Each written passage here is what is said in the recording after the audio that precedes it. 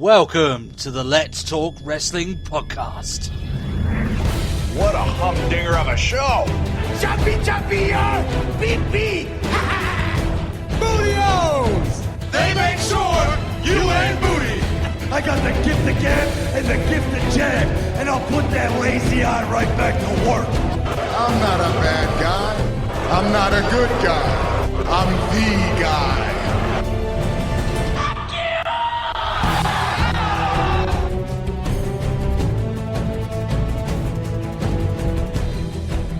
Hello, everyone, and welcome to the Let's Talk Wrestling podcast. The wrestling podcast to review Monday Night Raw and give all of you beautiful people the wrestling news of the week. I am the host of this show. Every single week, I am here gloriously giving all of you this audio goodness, like a god bestowing gifts upon the peasants that are below. How benevolent I am, you know. My name is Turbo Tony. I am your Lord and Savior. Welcome to the Church of Let's Talk Wrestling podcast. I have no idea where the fuck I'm going with this. My main disciple, however, he is here with me. He worships the ground I stand on every day, of course. Sure. And he is the real player that Teddy Long's been talking about all this time. Holla Holla, it's Matt Marsander. I feel like you and I should be set up in some sort of tag team match. Yeah, I honestly, I'm under the assumption now that with our love for Teddy Long, that I'm going to tell you right now, Matt, you don't even know. I've already made the cover for the thing this week, and it's Teddy Long on the front. Of course. And I hope it's him like halfway through his shuffle. Oh yeah, it has to be. Yeah, it has to. You know, with his leg up and everything. You know, doing all the thing. You know, almost looking like he's peeing on like a dog somewhere. You know, It's just like the stance. Yeah, exactly. How are you doing this week, Matt? Yeah, not doing too bad. It's been quite interesting trying to rush through it this week. For those who don't know, this is the second podcast I'm doing today because I know the Lucha Underground episode came out on the Thursday, but we're recording this the same day that I recorded the Lucha Underground episode. Yeah. We're doing it very early this week. So busy. Yes, we'll go into that a little bit in the procrastination. Of course, if you guys would like to interact with us, the main way of doing so is our Facebook page, which is facebook.com/Let's Talk Wrestling Podcast. You can also tweet us on the fabled Twitter handle. On the Twitter? The Twitter handle of @TalkWrestlePod, you mean? That's it. That's exactly it. That is the beacon for which you can hear Matt's thoughts. And all his different musings from time to time. Of course, you can send us any audio questions or private emails to the to Let's Talk Wrestling Podcast @gmail.com. Have to get that right. All of that is obviously on the graphics there and obviously in the description below. Plenty of ways for you to get in contact with us. Or you can just use that beautiful comment section just below this video. Easy peasy, Matt. I don't know how much easier we can make it. That's it. Just throw in all the variations out there. It's like any way you want. Short of us gaining psychic powers and being able to receive all the questions through telekinesis is the one where you move. What's the other one? Telepathic? Yeah, that's it. Telepathy. That's it. Right. So short of that, we're not quite there yet. So you'll have to go through these methods to get in contact with us. That's the only way to. But I'm sure me and Matt can work on our telepathy, and hopefully we can master the arts, and we'll start having eyes on our hands and all that sort of shit. You know? We are the ones. Matt's next podcast eye opens in the forehead. Exactly. Matt's next podcast, he'll be recording it from within a giant ice cube for 30 days. I won't be at all. I'll just be transmitting it directly into your minds. Yeah, ooh, cryptic, Matt, cryptic. I do enjoy it. Let's tell you what you've got on the podcast this week, guys. Of course, you've got the news, which involves the Brock Lesnar stuff that came about. You've got the fan feedback, my sanctuary of negativity, which has gone down a storm with our fan base. Of course, we've got the Matt's super sexy, amazingly difficult but intense, awesome challenge. And then we've got our Raw review, whereas it's coming off the heels of a Raw that myself and Matt slammed last week, big time. We took that Raw apart. We weren't fans. Yeah, we did it dirty. We went in dry, whatever other way you want to, want to say it. All right, a little bit of procrastination before we begin. Some stuff that we missed because we recorded early last week as well, didn't we? We did, yeah. So, yeah, we haven't actually recorded our normal date for a little while. Muhammad Ali passed away. That's very since true. we did our last recording. Well, yeah. Which, you know, if you looking at a guy who one of the few people that maybe deserves a Hall of Fame induction on the celebrity wing.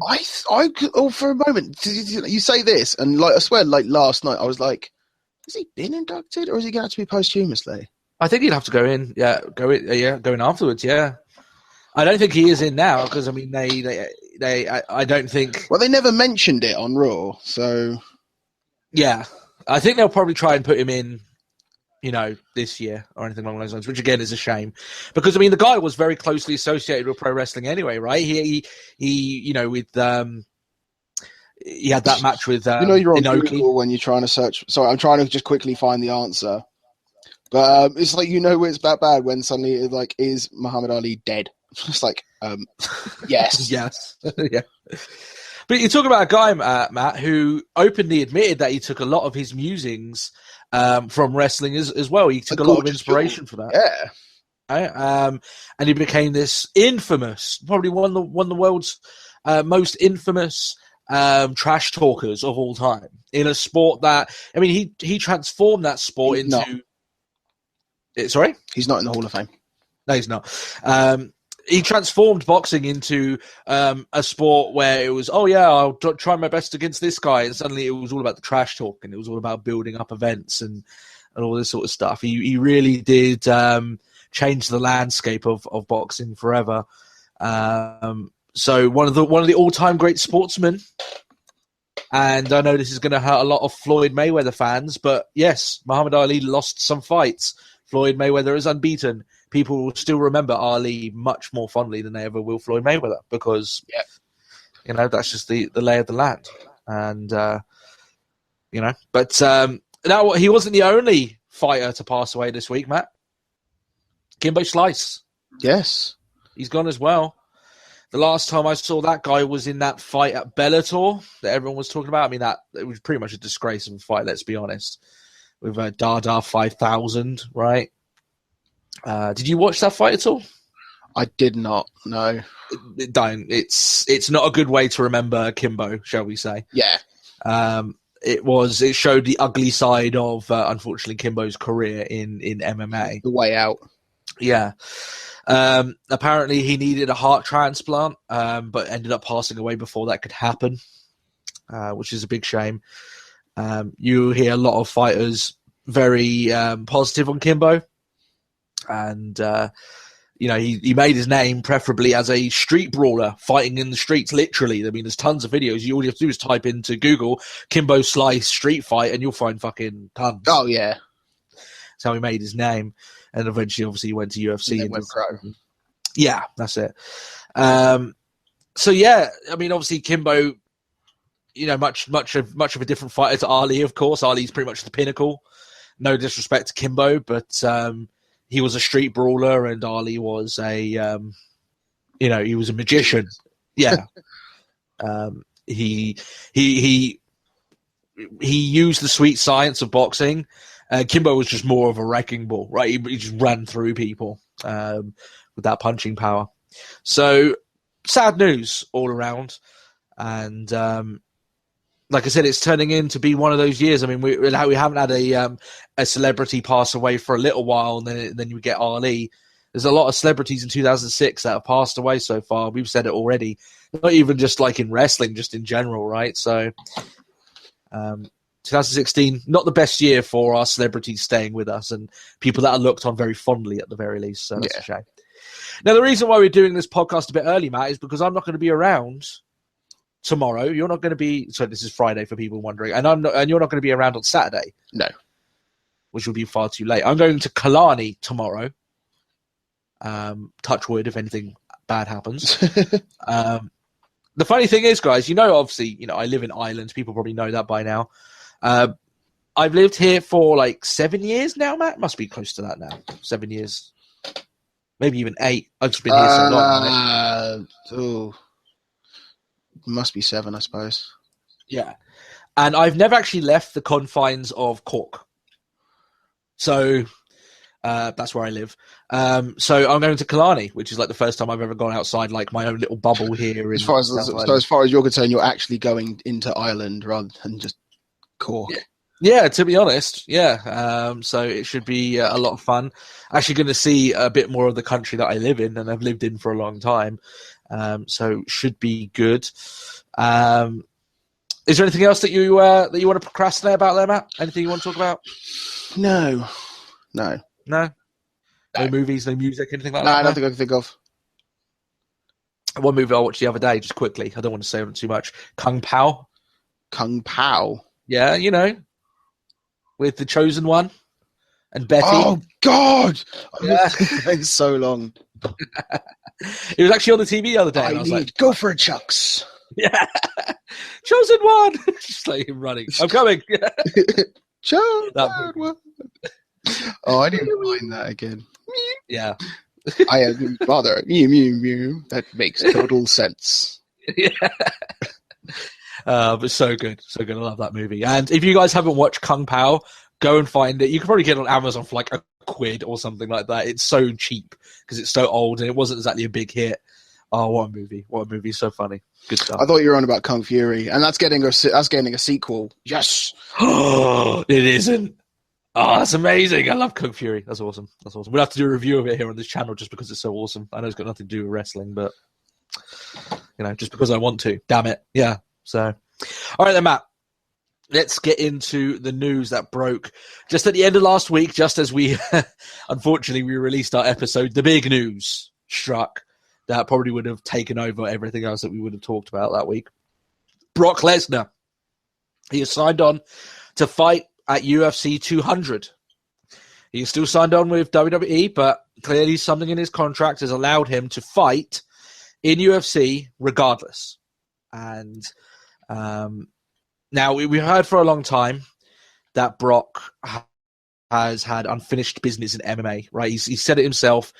Anytime that he's kind of brought up, you can kind of tell with the guy that he's just never quite happy with the way things that he didn't leave that chapter of his career the way he wanted at the very least, right? Which he took a bad couple of knockouts, let's be honest. You know, you had Cain Velasquez humbling him, and then he went against Alistair Overeem. Everyone thought he would deal with him easily, and then he got dispatched, right? Then he made the jump to WWE, and then the rest is obviously as it is. Yeah. Now, yeah, that's it. Now, he's clearly going to make a truck ton of cash, right? That's just the way it is. This is what Brock Lesnar cares about. Cash and exposure, really the only two things that Brock really cares about nowadays. The two most interesting things from this are, firstly, how did Brock manage to strong-arm his way into a UFC fight while still under contract with WWE? So let's talk about that for a little while. Was it I'm wondering, obviously, these are a few scenarios, Matt. Yeah. We won't know. I doubt we'll ever know. Is it a clause that when he re-signed for WWE like a year ago that there was something in that contract that allowed him to take dates like these? Is it something where he went to Vince and said, look, I want to do it? Yeah. If you can make a trade with UFC, maybe I go to them for a night. You get Ronda Rousey for a night. Yeah. Which is who I think they would be most interested in. WWE, they'll probably want Rousey. Yeah. Is it one of the things there where simply Brock doesn't have this in his contract, but he just strong-armed Vince into going, I want to do this, and if you don't let me do it, I ain't re-signing when my contract comes up. You know? And Vince was like, well, I kind of have to keep you happy. You're my cash cow, right? Yeah. There's so many different things that could happen here. I'm obviously not... there's no way of knowing what happened here in terms of how he managed just to get into a fight here. This is like almost unprecedented, you know, especially nowadays. Because the second thing with this, Matt, is that the fight itself, this is a lose-lose for WWE, the way I look at it. Because I initially thought, Matt, that they were going to put Lesnar up against some scrub, right? Some random guy gets a paycheck, gets a beating. Lesnar looks great, celebrates, goes on his day. Yes, it right? Leave happy. Yeah. The problem with this, though, he's been set up to fight Mark Hunt. Mark Hunt ain't no scrub. Mark Hunt is a guy who can knock fools out quick. He's a bad, dangerous man who has broken jaws, right? He is a power puncher who feels so confident about his punching ability that he's one of the few guys, when he gets a knockout blow, he doesn't go down and keep whacking on the head. He's like, the guy's done. I'm walking off. Bye now. Yeah. This is not an easy fight for Brock. To the point, I agree with the bookies when they make Mark Hunt the favorite to win this fight. You know? Yeah. This is a dangerous fight. Worst case scenario, Matt, is because WWE's been parading around, oh, yes, he'll appear at UFC 200, but he'll be at SummerSlam afterwards. We'll promise he'll be there. He'll definitely be there, right? And then they've been promoting the show because they feel it's their guy and they need to promote it. And then in turn, it promotes SummerSlam, blah, blah, blah, blah, blah. Worst case scenario, Lesnar goes in there and he gets knocked out pathetically, as in he gets hurt to the point where he's injured for up to 6 months. Yeah. Which is a possibility. Let's say that Mark Hunt knocks him out, breaks his jaw. He's out for a long time, right? He ain't making SummerSlam with a broken jaw, right? That ain't happening. He probably won't be wrestling at any point for the rest of this year if that happens. Yeah? That's the worst case scenario, that Lesnar goes in there, he damages his own profile, and he's unable to wrestle for WWE for an extended period of time. That is very fucking risky. So risky, in fact, that I'm sure this has gone through Vince's mind. And I'm sure if he had a way of telling Brock no, he would have. Yeah. Would you agree with that?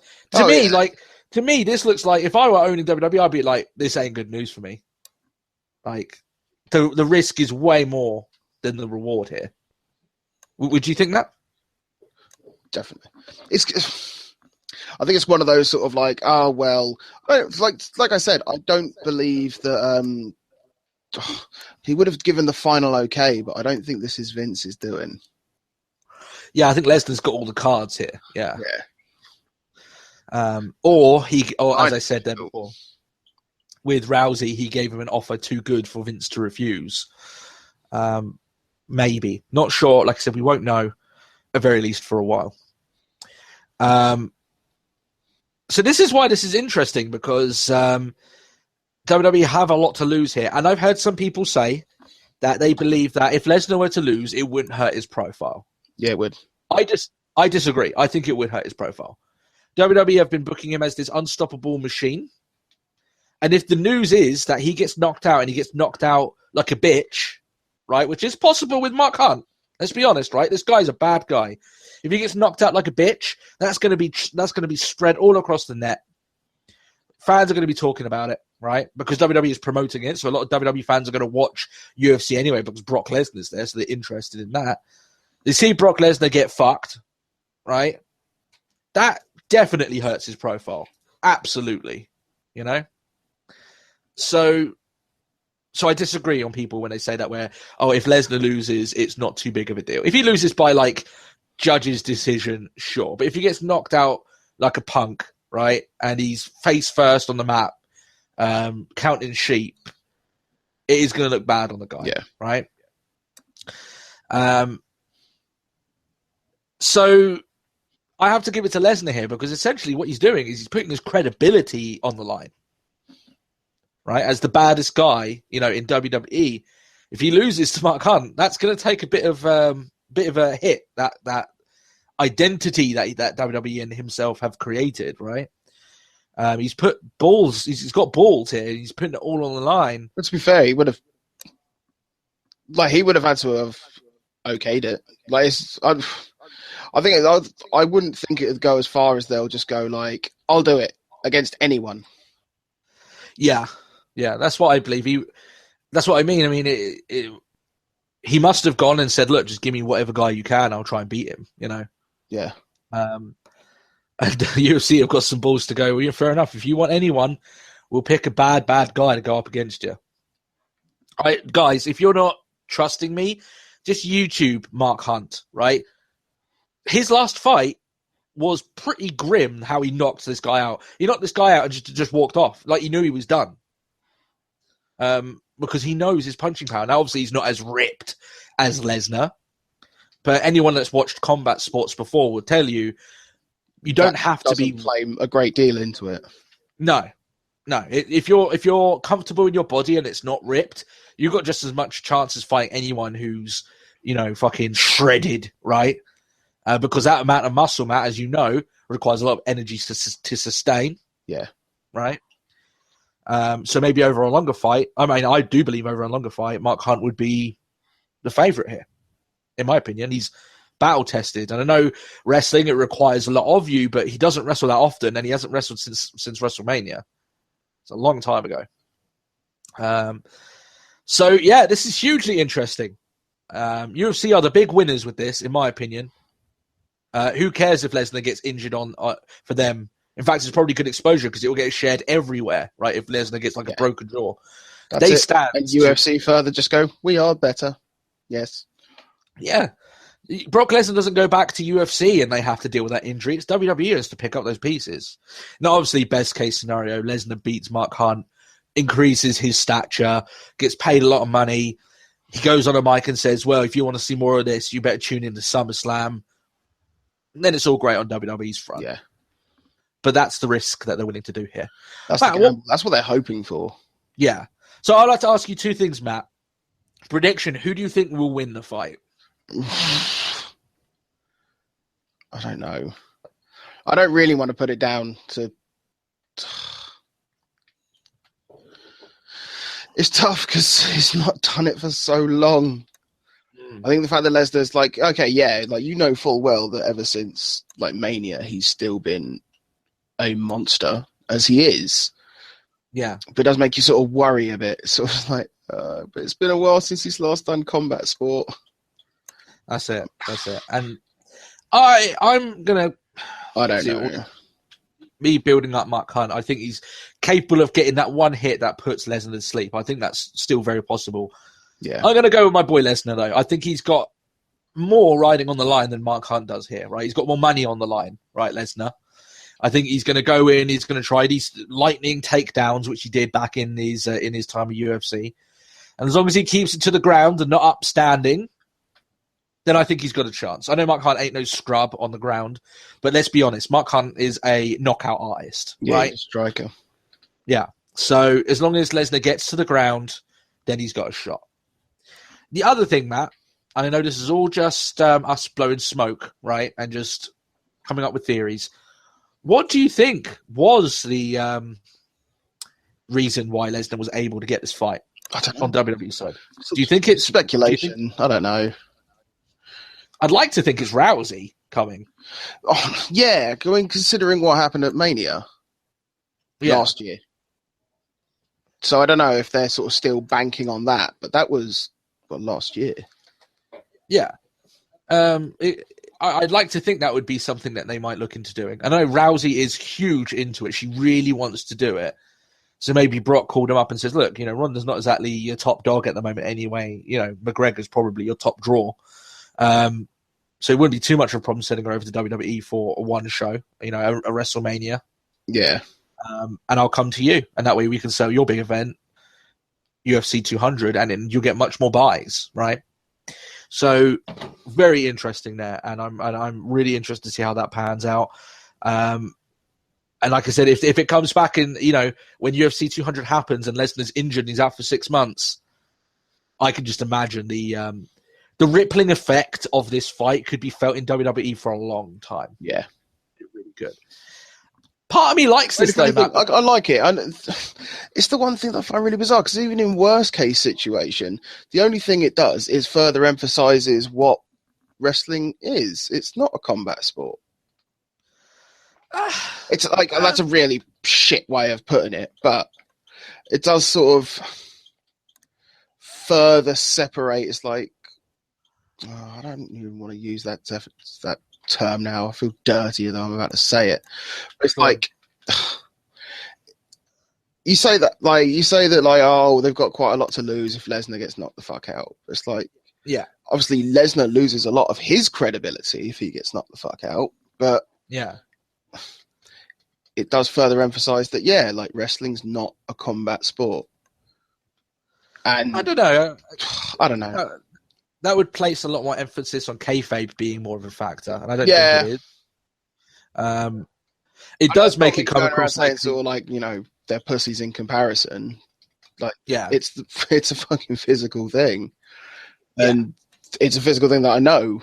But I feel like a dick for saying that. I feel like I've betrayed. No.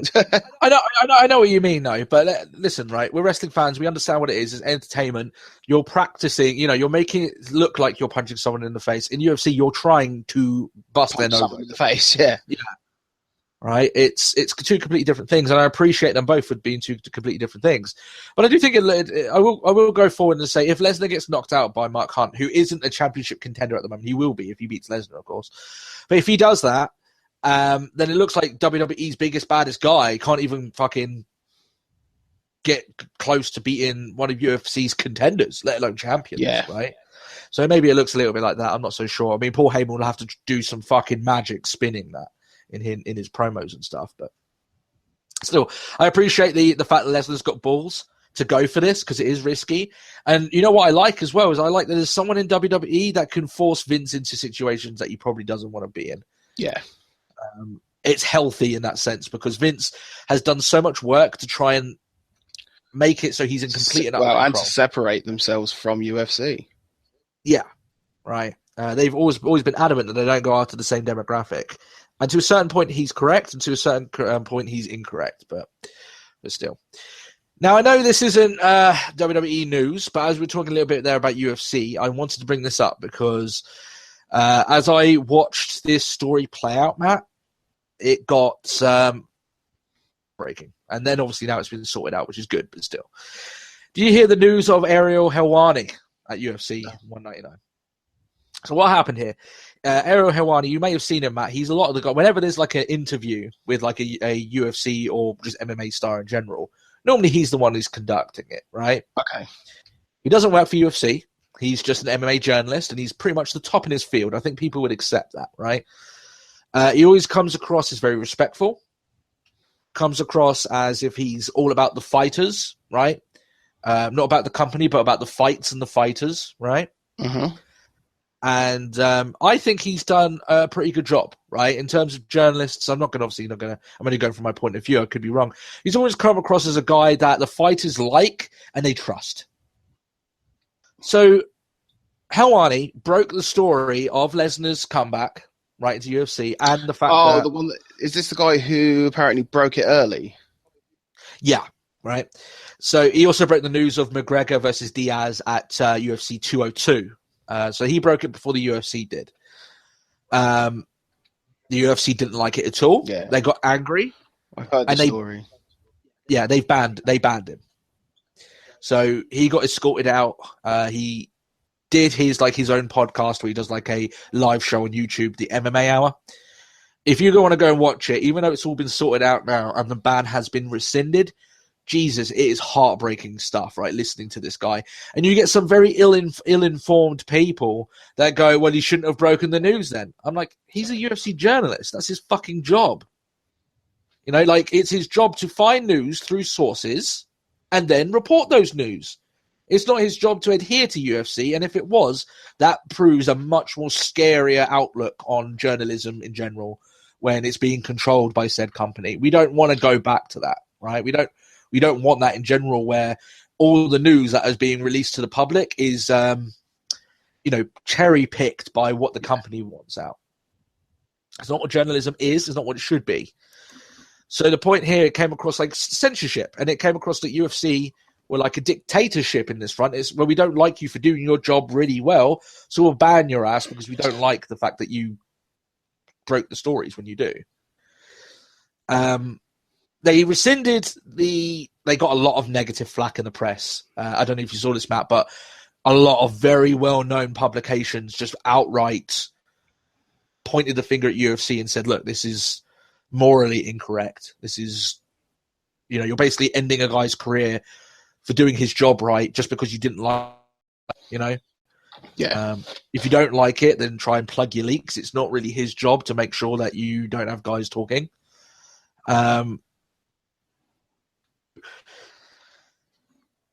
It clearly, when they rescinded the ban anyway, they kind of said, oh yeah, we rescinded it because we understand, blah, blah, blah, blah, but we don't like the underhanded tactics that Helwani used. So clearly they've got something against this guy, right? Maybe it's the fact that he's an advocate for the fighters. He wants a fighters union, right? I'm sure if there was a guy going for a wrestlers union in WWE, then they would be trying similar shit, right? To try and trying to work them out. Yeah. The fact that he covers Bellator because he's an MMA journalist, not a UFC journalist, so they're not quite happy with that. I urge anyone that's interested in it to go watch that episode because the last 20 minutes are quite heartbreaking when you see this guy and the amount of work he's put in and the fact that he's always come across as a very decent guy who doesn't break personal news unless he gets the okay from those involved, right? And he tells a story about Ronda Rousey being pissed at him even though he broke the story of who she was dating and he cleared it with the person that she was dating, and the person she was dating said that Ronda was okay with it. So he was like, I thought this was all fine. I heard from your boyfriend that it was okay. Yeah. And then obviously it happened from there. So it's just like, yeah. Like it's one of those things that you're looking for an eye of a journalist who's trying to do things, in my opinion, in a morally correct way. And you've got all these other people throwing their weight around a little bit because they don't like certain things that come out. I think UFC needs to be careful because I think Ariel Helwani is like I said, he's a good guy. I don't think he goes out to try and hurt them. You ban guys like these, and then maybe you start bringing on guys that are a little bit more cutthroat and just start releasing very awful stuff, you know. But that's the game they play, isn't it? Really, but they have rescinded it, rightly so, because a lot of the media came out and said, "Listen, like this is basically censorship, right? You can't do that. You know, it's borderline illegal. I know it's not illegal, but you know, it's they're tiptoeing on some fine lines there at the very least. But I'm glad it's all been sorted out. I do recommend you go and watch that episode that you put up, even though, like I said, at the last 20 minutes it does get very emotional because the guy is literally staring at. He didn't know at that point that the ban had been rescinded. He's looking at his career being over, and he has to go and do something else with his life, even though he's built up this website, everything for himself, and worked so hard to get some sort of standing and become the head of MMA journalism. It sucks, but all been sorted out now. But somehow, Matt, I don't think this is the end of this particular story. You know, I think it's one of those things that maybe 6 months down the line, he does something else that they don't like. And then, you know, someone says this. It's like that whole other thing. It's like, well, do you remember the last time? Yeah. There was actually more like a strike. Yeah. Started rescinding it. We just sort of like, we'll put it on the record, but it won't be held against you sort of thing. Yeah. This is the way as well that, I mean, I trust Helwani when he's talking here because he's got nothing to lose by lying here, really. But the way Dana White is known at some points to kind of lose his professionalism, throw his toys out the pram a little bit. And by what it sounds of it, the conversation that he had when he got banned, Helwani with Dana White was exactly one of those conversations where it was just a mudslinging match because he was pissed off that Helwani broke his news early, right? It's the way the cookie crumbles at the end of the day, but still. All right then, Matt, we've got fan feedback. Are you ready for this? Mm-hmm, I'm set. Let's do it. So Mario Tier, he told me how to say his name, so thank you very much for that. Liked our take on a female member of the Wyatt family last week, but also it adds a little bit of a tinge of sadness that we might not ever see something like that come to fruition. It's quite sad. I'm with you with that. His question this week is in regard to Randy Orton. And what will he do when he returns? Will he be face or heel? Will he be elevated into one of the brand's main event scene or relegated into a more mid-card role?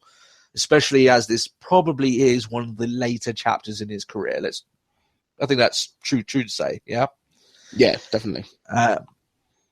So, Matt, first of all, in answer to this question, I think he's one of like a handful of guys that I think benefits huge from the brand split happening. Would you agree with that? Yeah, because then I guess he wouldn't be... There wouldn't be as many people above him. Yeah. Yeah. So, yeah, I would agree. and other people are starting to take those top big spots like Reigns, Rollins, right? Yeah, that's it. Because Orton's always been main event, if not just on the level below that. He's never truly been mid-card, not in my opinion. Not the way he's been treated, at least. Maybe in that time where he had the 2 strikes on his wellness policy, and then they kind of downgraded his role a lot.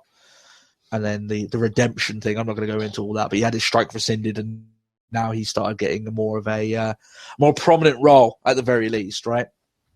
I just think it opens up a little bit of breathing room for a guy like him, right? That a lot of those top spots are taken by some of those guys, and if he goes to a brand that requires a little bit of star power, then he can do that for them. Right? I'm thinking if Cena's going to SmackDown, I think Orton will go wherever Cena's not.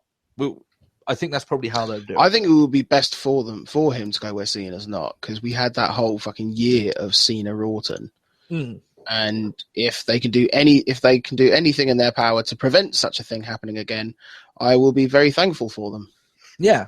It's not a match that people are just genuinely excited about. I don't think that sells the brand either. I think people just burnt out of it, right? It's happened too often. So in terms of like what he'll do when he come back, whether or not he'll be face or heel, I get the idea that he's going to be face. The reason I say that is because I think there's more for WWE to gain with him being a face at the moment than a heel. If they really need another heel on the roster, then of course he can do it. Right? We all know that. I thought maybe as an idea, right, that you could do a flip of the Legend Killer thing, right, and have him be the legend that everyone's trying to beat. Yeah. Right? They're all talking about the new era coming in, right? They keep talking about it over and over again. That's a new buzzword, the new era. All of them trying to take him down and be the guy. If you stick him in that Cena position where there's sort of like, with Cena's promo last week where he was saying about like the new era has to come through me sort of thing. Yeah. Like you do the same thing with Orton.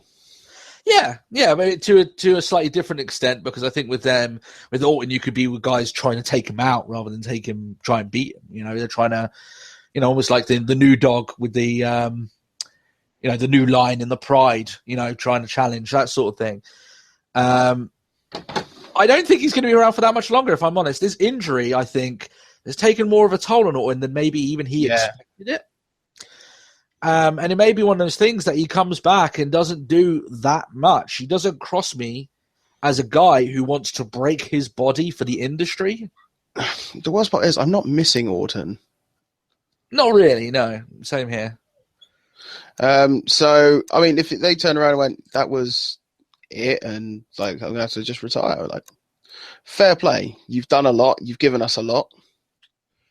Yeah, he's got a Hall of Fame career already, right? Yeah. Surely. There's a lot of guys that have gone in for far less, right? But there's a few guys in the company, and rightly so. I think everyone should go in with this, that they do their work, they get out before their body is hurting every single day. Yeah. I would like Orton to do that. He's obviously made his money. He's quite happy now, right? He's married, right? And whenever you see him now in pictures or interviews with his new wife, he just seems like the most loved up guy in the world. He loves it, right? Fair play to him. But I think his next run will be one of his last runs. I think he's going to start winding down. And then maybe he goes to more of a part-time role, maybe like the Jericho sort of thing. But, I honestly think that the next run, if you're a big fan of Randy Orton, I would appreciate his next run because it may be the beginning of the end for the guy. And if that's the case, I'm happy about that because I don't want guys barely being able to walk when they're like 50, right? Orton's got a lot of mileage on his body at this point. He's been around for a while now, right? What are we looking at now? I mean, he was around back in when SmackDown 04. Was he in around 04? Must have been. So you're talking over two decades, right there, wear and tear on his body. Go on. If it's 04 now, you checking it now, are you? No, it's earlier than that. Oh, wow. Go on. 2000. 2000? Really? March 18th. That he made his WWE debut? Double check it. Like that might have been when he got signed to WWE, maybe into development. No, because he was youngest ever champion, wasn't he? Yeah, but sure, but okay, no, right, yeah, no, right. So OVW 2001. okay.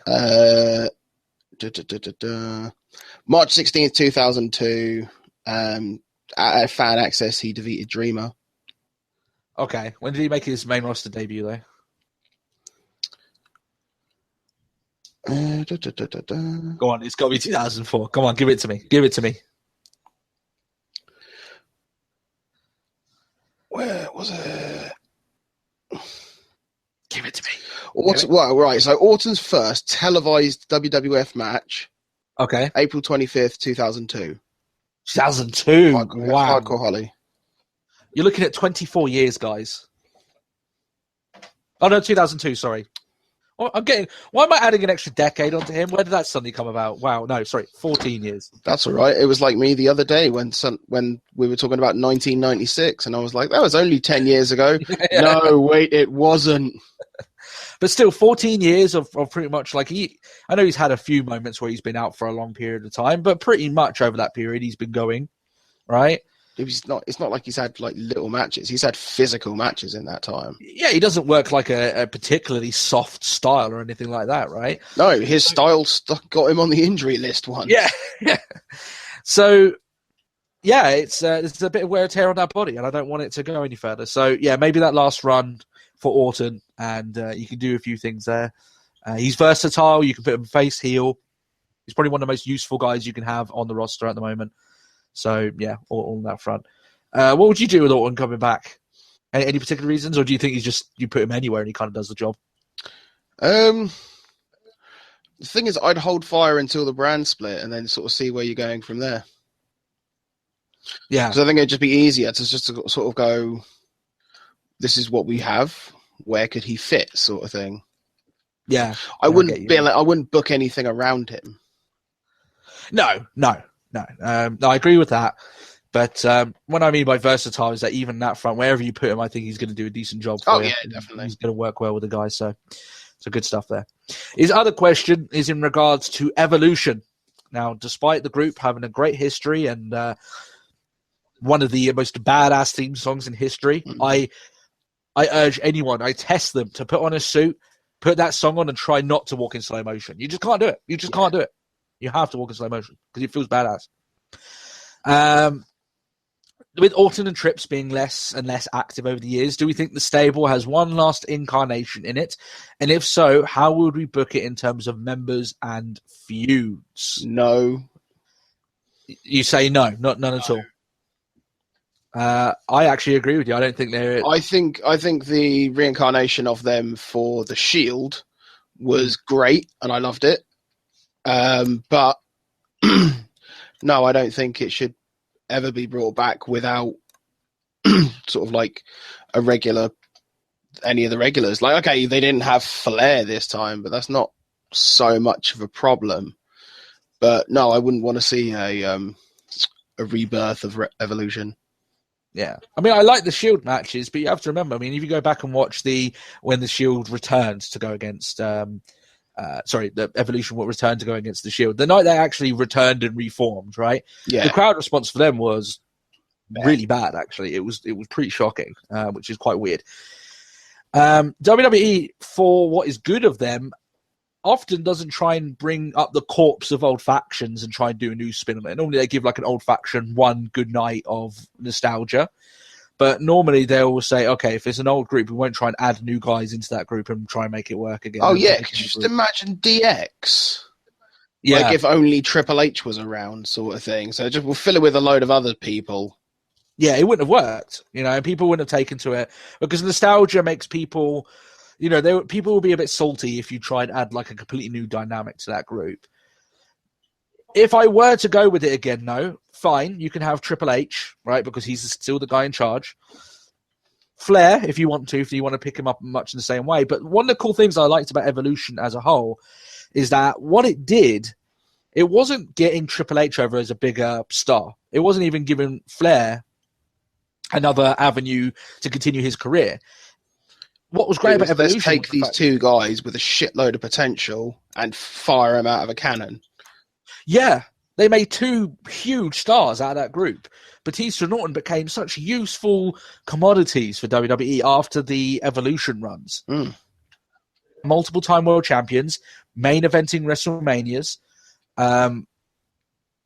That's what I liked about the group, that the dynamic was, that you ended up making two huge new stars out of it. That's the best thing that came out of Evolution, in my opinion. So if you were to do something like that again, maybe Trips and Flair, then you put two new guys in there. But I'd be very reluctant. I'd be very reluctant. Like, if anything, I'd probably, like, the only thing I could see it working would just be if it was Trips leading, like, 3 NXT guys or something. Yeah, and even then you'd like a different name. I think even then you're not really doing... I think it becomes less Evolution and more Legacy. Yeah. Whereas the one vet and the couple of newbies. Yeah, I get you on that front, yeah. Because the whole thing about Evolution, of course, was like, the old, the present, and then the next generation. That was the whole point. But, yeah, honestly, and while I do love that theme song, and I do put it on every now and then because it's just badass, it's one of those things there where maybe it's better to try and pull off something new, get a new set of merchandise, all that other stuff out there on that front. I've got Randy Orton's original music stuck in my head now. What, which one? Nothing you can say. Oh, yeah. It's Burning Your Light, isn't it? Yeah, so. Take what's mine. I do like his entrance now much more than that one, though. Yeah. Racist Fan Rocks says, if we can take one thing away from CZW, what would we take out of it? I don't watch CZW that much, if I'm honest. They're a grassroots outfit, and I don't really have much time for them. I think maybe this question is in regards to us kind of slamming them a little bit with the death matches and the violence. That's what I'd take out of them. Yeah, pretty much. The only thing with that, though, is that Botchamania has like a field day with their events, and I get a lot of fun out of that. So I'm not entirely sure if I want to take out too much from CZW because they're fun to laugh at sometimes. So there is that. I feel like I'm really going hard on these guys. I know there's a few. I mean, Dean Ambrose came from there, right? Yeah. But still, people know my thoughts on it. I don't want to harp on about it too much. But yeah, maybe the death matches. Really, but to be honest, even then, Matt, it's one of those things that maybe that's what they need to sell tickets. Maybe that's what. Scott's get to a point like, what would we take out of it? Does it really matter? Because if we take it out, then it dies. Yeah. If we were to sort of go, well, I don't really like how they just do deathmatch for deathmatch's sake. Yeah. But that's like pulling the plug on the life support. If we did that, then that's CZW dead because that's what they're now known for. Yeah, that's our identity, right? And I'm sure there's some good wrestlers working for them and some good new talent, but that's really the one. If you ask any general wrestling fan that knows of CZW why they know of them, it probably would be the death matches. You take that away, I'm not so sure that CZW has anything else that's hugely special, even though I don't like calling it special. But I think people understand what I'm saying with that, but still. Alex from World Wrestling Boom asks us, what is the best wrestling event we've ever been to?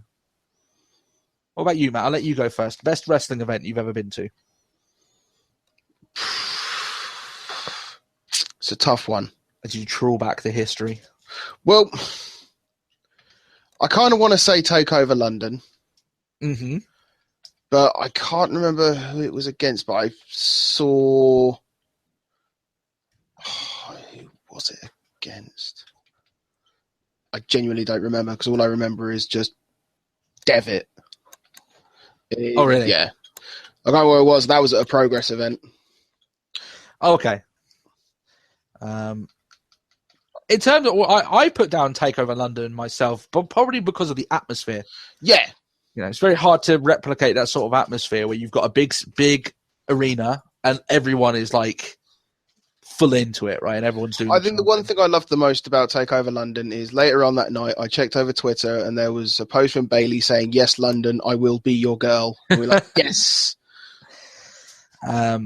Here's the thing, though, Matt. Like, that's the one I can remember the most. That I would say probably the best one. But there was a show Now, obviously, this is as a kid, so obviously I've got kid tinted glasses, whatever that means. But it actually had a show that had David Flair of all people on it, right? Which is Ric Flair's son. You would have known him from WCW for a short and horrific amount of time. Now, he wasn't that great in it, but the rest of the show that I went to see there as a kid, it was just a local wrestling show, but I thought it was awesome, right? I obviously can't remember much of it there, but maybe it's just me being a kid, but I remember coming out of that thinking, like, maybe that one event actually was one of the ones that really got me. It made me take, instead of just a step into wrestling, maybe jump in, like, head first, just going straight Is that the one that you went with? Was it Richard? Yes. Is that the one with haystacks? No. No, it was Avalanche. Avalanche, that's it. I don't go haystacks. Yeah. But there was a few good, obviously, English talent there, and they brought in some foreign ones. Like I said, it wasn't a big event. There wasn't that many people there, as there isn't, some live events. You only get maybe at max, if you're lucky, 100 people, right? But I just remember having a ball of a time. But, I mean, the only one I can remember mostly, Matt, you and me have been to some fucking horrendous local shows, have we not, right? Oh, yeah. Sometimes you get a good local show, but I think London was quite a special atmosphere. I'm going to go with London just personally. But it was far better than when we went to Raw, at least. Yeah, Raw was good, but don't right. Takeover. Yeah, when you put it in comparison to Takeover, it really doesn't hold up. Just even for the response, because we had a lot of people next to us at Raw, just on their phones and stuff. I'm like, "What are you doing?" But everyone at London was up on their feet, doing the Gable Jordan chants. Everyone was into it. So good stuff there. Anthony Smash asks, what is our favorite year in wrestling? Either 02 or 97. I'm going to go with 02 just because I was older and appreciated it more. But 97, obviously, clearly. Was a good year. Maybe 98, but because that's the height of the Monday Night Wars, right? Well, what about you? What do you think year? What's your favorite year?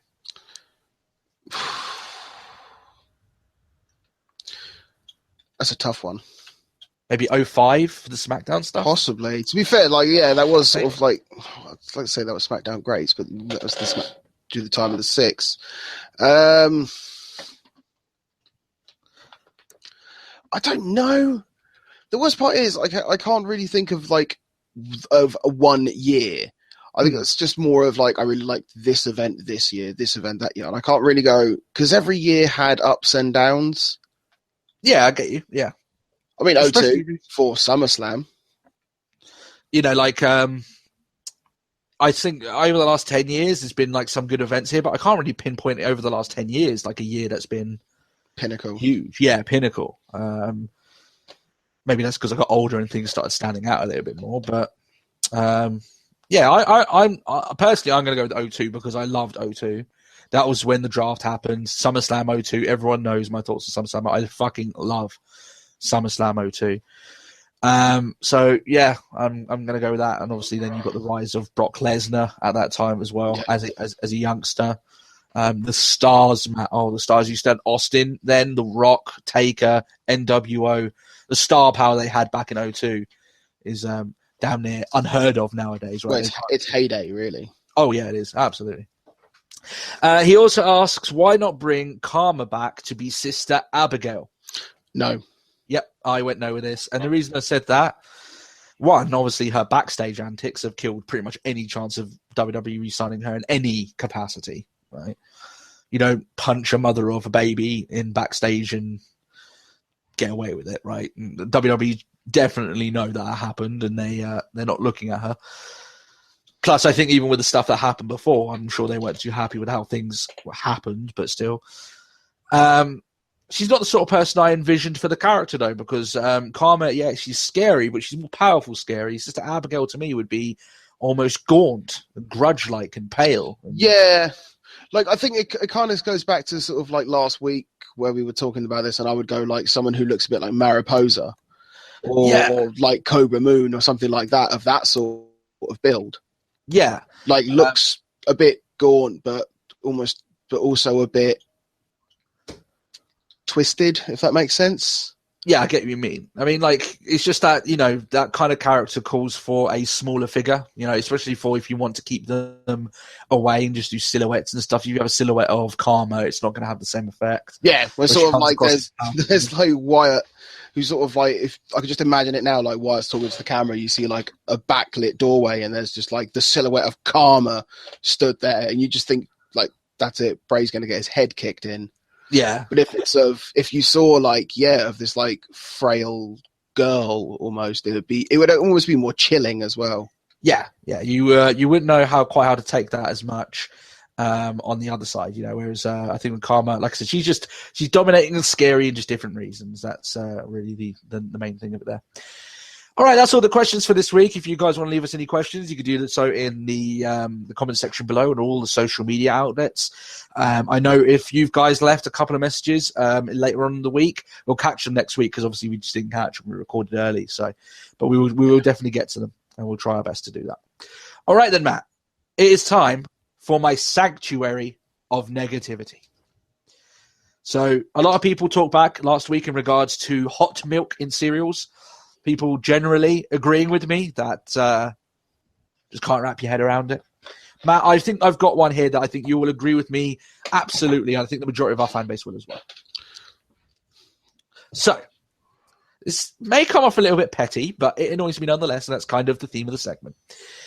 I have no idea, personally, why these young girls and some guys, funny enough, get their phone, right? They put it up, and they might look pretty. They might have done their makeup, done their hair, fantastic. Be very nice-looking girls, right? And for some reason, they think it's attractive to puff out their lips to look like a duck. I don't know. That is my sanctuary of negativity. People who use duck lips in pictures. I don't understand it. It frustrates me. You are not a duck. You are a human. You do not have a beak. If you do not have plumped up, sexy lips, you know what? That's okay. Most people don't unless you've injected a lot of foreign substances into your lips, and therefore, when you're 50, they will look horrendous. Yeah. Yep. I don't understand. Some girls have got their lips. So some girls have a very pretty smile, but they seem to want to. But no, I wish to be shot. Yeah. Yeah, and it's like, do you not understand? Like, this is from a guy, right? I might be a little bit older, but I guarantee you some of the other guys, no guy looks at a girl doing duck lips and thinks, I want to kiss that. They look at it and be like, what the fuck is she doing? Oh my goodness. Why, Matt? Why? I don't know. I wish I could tell you. So next time, drink for the working man. Next time that you see one of your friends, if you're a little bit younger than us, because I know normally, once you get to a certain age, the duck lips thing doesn't seem nearly as much of a big deal. And it has kind of gone out of favor a little bit. I have noticed that, but it's still there. If you see one of your friends doing that, then just walk up to them and say, look, you're a human. You look lovely. Why act like that you've got a fucking beak? No point. There's no point in it. Makes you look less attractive, and it makes no sense. So, yeah, people who use duck lips in pictures, Matt. Do you think there's any time, Matt, that someone could use duck lips in pictures and it would be acceptable? No.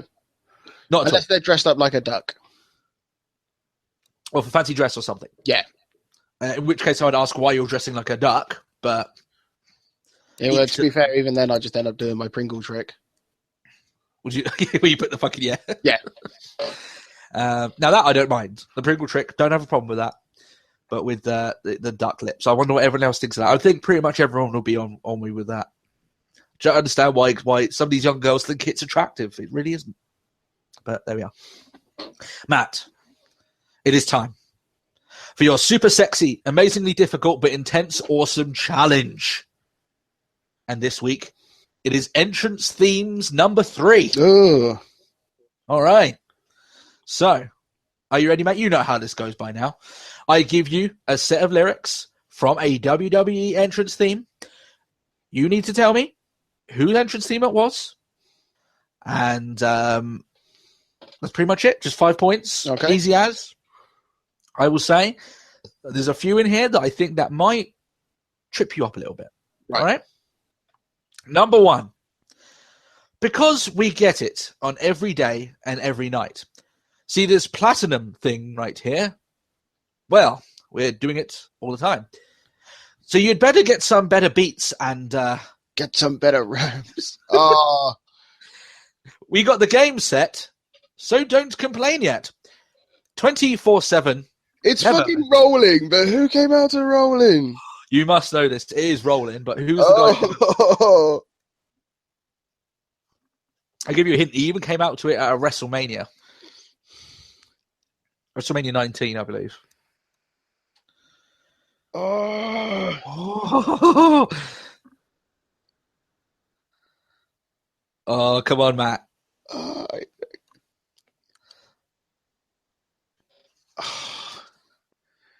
You're going to kick It yourself. was Taker. It was The Undertaker. Yeah. Well done, Matt. I was You got it. throwing myself off because I was like, no, he had American Badass. I was like, no, he didn't. He did, but he didn't. He did, but he had rolling for a little while, enough that you could have a WrestleMania entrance with Limp Bizkit itself. Yeah. And I've actually got the DVD of WrestleMania 19, so there we are. Okay, 1 point, Matt. Good start. Number 2.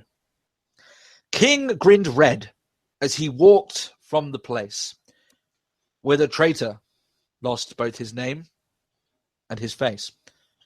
Through the halls and the corridors, stinging with blood, he tasted his grin. And it tasted good. The king lost his... Yeah, it's Triple H. Triple H, there you go. Yeah, King of Kings. But I thought I was supposed to do a little bit easy, okay? So a little bit easy. I nearly just ripped my hair out for Taker, but okay. You got there in the end, Matt. You got there in the end. Number 3. I pick a mean guitar. I wear blue suede shoes. You're going to hear me sing the snake skin blues. I'm just the blank. Who is that entrance thing? Is it because it goes, I'm just a sexy boy? I'm not going to tell you. Is that how this works? I don't give you the answer. Will I give it to you one more time? Yeah, go on one more time. Right. I pick a mean guitar. I wear blue suede shoes. You're going to hear me sing the snake skin blues. I'm just the blank. I really want to go sexy boy, but it's not. Oh, it's that or it's the honky tonk man. What is your answer? Honky tonk man. It is the honky tonk man. Well done. Obviously, I'm just a honky tonk man. That was where the blank was. So I had to take that. Obviously, it would be a bit easy. 3 out of 3, Matt. Oh goodness, you might just get this one. Okay, number 4. I think you'll get this one, by the way. This one's so easy. You look so good to me. I cannot turn my eyes away. I hang on every word you say. You make me want to hold you. You make me lose control, and you make my heart and soul complete. Oh, thank you. You're welcome, Matt. I like to say it every now and then. Would you like it one more time? Yeah. All right. You look so good to me. I cannot turn my eyes away. I hang on every word you say. You make me want to hold you. You make me lose control. And you make my heart and soul complete. This is to keep up your point streak, and for the first time, the pressure is on. Who is that entrance theme?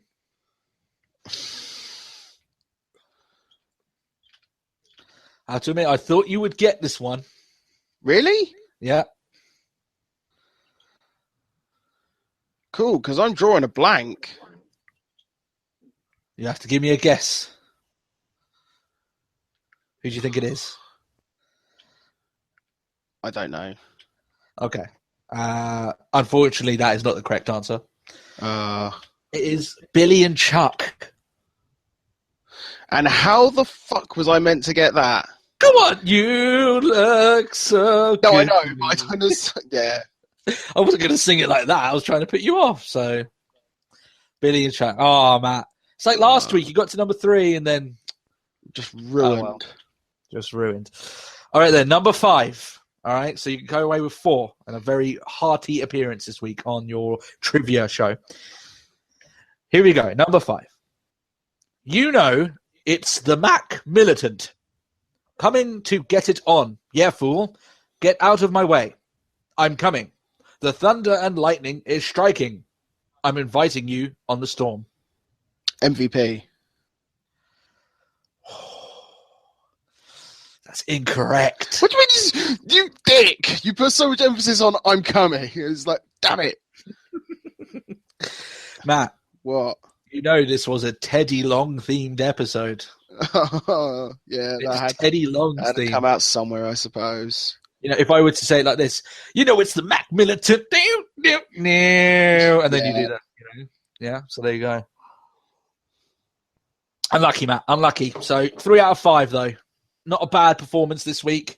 Still looking for your first clean sweep. But Matt, you've picked up your game a bit. I think you had like a 0 out of 5 a couple of weeks ago, and then since then you've been roaring back a little bit on us. So some good stuff there, Matt. Well done.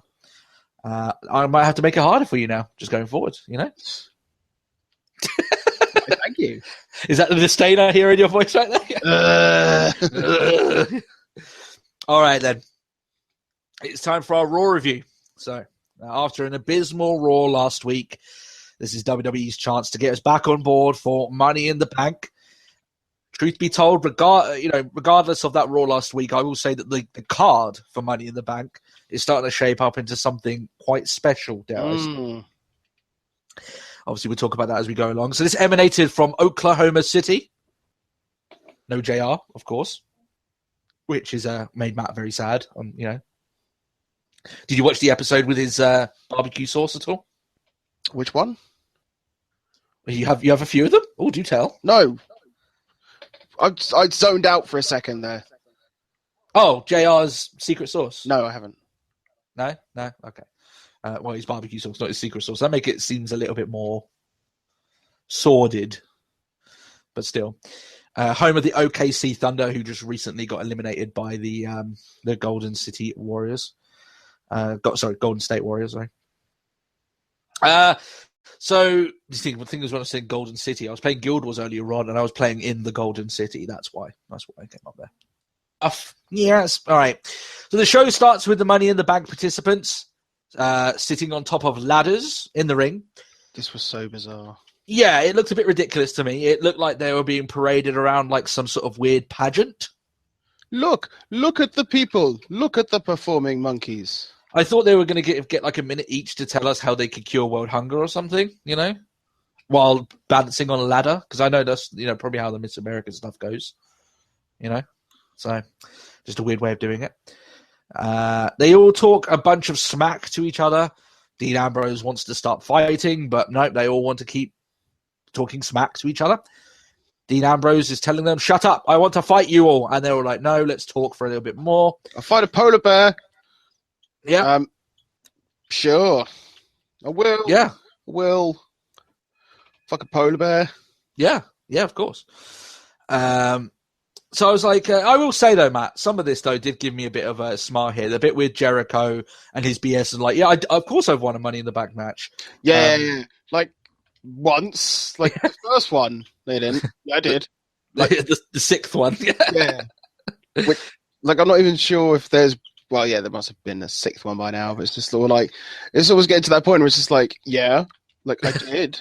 Yeah. Go look it up. I totally won. Yeah. Like, I don't remember, but like, you just go on the network and like, you'll find it. Yeah. I did crack a smile. I was like, WWE can actually do mild comedy? Ambrose starts the scrapping, and suddenly out of nowhere, the big time player himself, Teddy Long, comes out. You know he was smelling a tag team match brewing, and but we didn't get one. We didn't get one. Well, we did. We didn't. We did well. Yeah, down the line. But you just know that T Long had to make an appearance here. He had to make his presence felt. Teddy's been gone for a while. And what you guys will realize probably already over the course of this week on our Facebook page, I'm a big Teddy Long mark. I marked out for the guy. What can I say? I'm guessing you did exactly the same. Yeah. So there is that. He fucks up his lines a bit, though, let's be honest. Kind of fluffs it up a little bit, kind of babbles on. But basically, he wants to say that he wants to run SmackDown again, you know. He wants to turn that into Teddy Long's number one player place, yeah, for all the all of his tag team matches and you know, all that Tag stuff. team extraordinaire. That's it, yeah. Stephanie comes down, says, I don't know who runs SmackDown yet, and I'm not even sure how you actually managed to get down here. Yeah. Like, how did you get backstage? How did you get on the ramp? Like, Yeah. Why are you here? Because people part for Teddy Long, that's why. That's it. You know, when Like you see this- Teddy rolling up, yeah, Teddy's the man. You part for him. When he tells you to move, you move. How it runs for Step out Teddy. the way a minute, player. Okay. Yeah, exactly. Teddy wants to speak to Shane, but he's not around this week. That gets a lot of boos, of course. Stephanie sets up a bunch of singles matches between the Money in the Bank participants, including Jericho and Cesaro, to kick off. A bit of a random start to the show, but I will say at very least I had a purpose. It was I didn't enjoy it. No, I didn't enjoy it either, to be honest. Yeah, like you're right. It served a purpose, but it's still just like, oh, really? Yeah, it seemed like really random. The fuck is Just this? Where the fuck is this going? Yeah. And, you know, when Teddy came out, that was a nice thing. But even then, when Teddy coming out, it looked like it was going nowhere for a little while. So there is that. So the first match is Cesaro versus Jericho. I will say that I'm really enjoying Jericho's body of work as of late. In-ring and out, he's just a natural heel. I've always enjoyed Jericho more as a heel. I know you have, Matt. Agreed. I thought it was a good match. Good opener. You know, it's at solid. very least, this match and the segment beforehand didn't kill the crowd, so that's a plus on last week at very least. Cesaro picks up the win. He hits the big swing, then hits a sharpshooter straight afterwards, gets the tap out victory, and the crowd are in the show. They're into the show. They were enjoying it. Instantly, much far better off than last week's escapades. They air a pretty awesome video package for Seth Rollins with Roman Reigns. Again, I don't have to praise their video production side. We expect it now with these guys. They always do great work. But it makes you wonder again, Matt, as I'm watching this, I'm like, it makes you want to root for Rollins, you know, because they're showing you some of the 24 stuff, you know? Yeah. It makes me want to root for Rollins because I give two fucks about Rollins. Yeah. I mean, they're trying to equate Rollins being out for like 5 months or 4 months, whatever, how long he was out, with Reigns losing at WrestleMania. To me, those two things aren't on the same level, right? Rollins was out. He lost his championship. He had to bring himself back up. Reigns, you know, let's just say when they aired the Reigns one later on, which I still think was very good, it built up more sympathy for Rollins than it did for Reigns, in my opinion. Yeah. Which I don't know if that's what they're going for. I'm guessing it's not, but still. Rusev versus Jack Swagger, because when you need a Rusev victory, there's one guy primed for the job. That's it. And if you're in his hometown and you need... Oh, yeah? Apparently that's where they were boasting. Yeah, I mean, I think that's where he's billed from, at least. So, But it's just sort of like, we need someone. We need someone who's a real American to fight against the tyrants who holds the U.S. Championship hostage. We need a real... It's just sort of like Swagger. yeah. I know who... It's like... Who do we feed to the Bulgarian brute as an American? Swagger's got a lot of experience. It seems like he's only around on Raw when he's losing to Rusev now. Yeah. I don't even remember the last time he was on Raw. It probably was losing to Rusev. I was still shocked that he's still going off We the People. Or that he's still around. I think he was a bit lucky on that front not to get cut. You know? Because he just hasn't been used at all, right? Which is a bit strange. I think they just did it just to make sure he doesn't fall into the JTG trap. Well, maybe he just didn't answer his phone like JTG did. Yeah. Kept his phone off. Titus is on commentary. If you remember, I'm a big fan of Titus on commentary. I think he's a good talker. Are you? I did not like Titus on commentary. I didn't like him this week. Normally he's good, but I thought he was a little bit... All I quite enjoyed was let's all pick on Byron Saxton, even the face. Come on, face. Here comes someone. It's Byron Saxton, damn it. Would you know they're building up the new show on the network, Everybody Hates Byron? To play off Everybody Hates Chris. That's it. Everyone knows it's Byron. Why does everyone hate me? And it's just constantly just people just like acting as if they're becoming friends with him, then realizing they don't actually like him. It's quite a depressing show. It's just like, get away. Yeah. You get ever so close, Matt, close to every single week on the show to making a friend, and then they just decide, I don't really like you. To be fair, this show is one that raised quite a lot of arguments with me, like a lot of hatred in me. It stirred something deep within of fury. Go on. So we'll get to it. Oh, okay. So these guys give each other one hell of a double clothesline spot on the outside. I mean, you could literally hear the thud of them hitting each other. They went in full. And Swagger's not a small guy himself, and you know how big Rusev is, so he was like, quite the impact there. Rusev shoves Swagger into Titus on the outside, and then gets back into the ring to win via countout. So the face is clear, Rusev out of the ring, and I was a bit bored, so I just looked at Lana, and she's still smoking hot. So yeah. Good stuff on there. I guess that's why she's there, though. So there's that. Apart from introducing Rusev into the ring on occasion. John Cena is out. He plays off the crowd with the Let's Go Cena AJ Styles chants from last week. He wants to ask Styles why did he do what he did last week. Calls him out to the ring. Now Styles come out. He's got this smarmy face that obviously works quite well as a heel for him. Styles maybe has a reputation among some people that don't know him that he can't work a good heel and then forget that he was in the Bullet Club. Yeah.